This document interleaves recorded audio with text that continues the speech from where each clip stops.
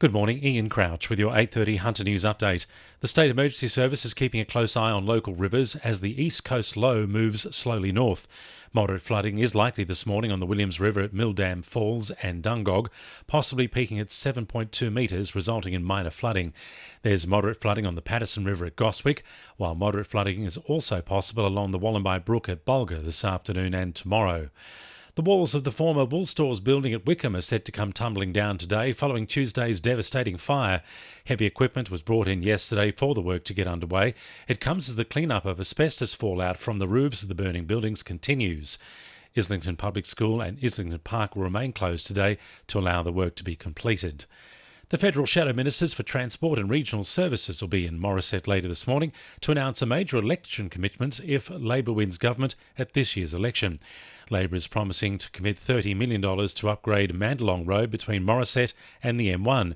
Shadow Ministers Catherine King and Justin Clare say the investment will unlock 6,500 new jobs, 4,500 new dwellings and $1.2 billion in capital investment over the next 2 to 5 years, based on modelling from Lake Macquarie Council.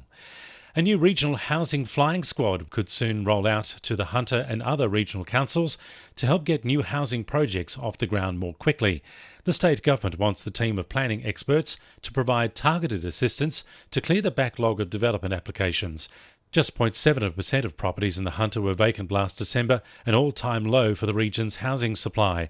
Minister for Planning and Homes, Anthony Roberts, says the plan will drive more homes, more jobs and stronger communities. Right across New South Wales, there are some 16,000 active DAs, and that comes with a combined capital investment value of some $14.5 billion.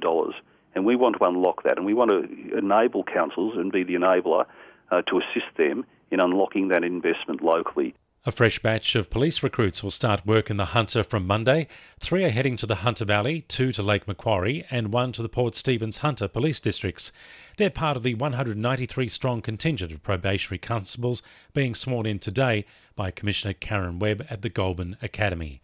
Former Cessnock Mayor Bob Pinson has received an Outstanding Service Award at this week's Local Government Service Awards. He's been recognised for his ongoing support and service to Cessnock, delivering noticeable change to the community.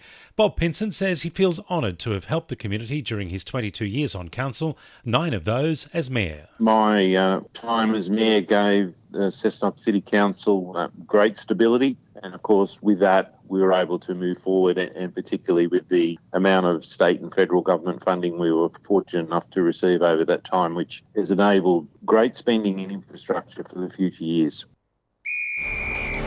2NURFM Sport. Jets coach Arthur Pappas says it's too early to speculate on ladder positions come finals time in the A-League.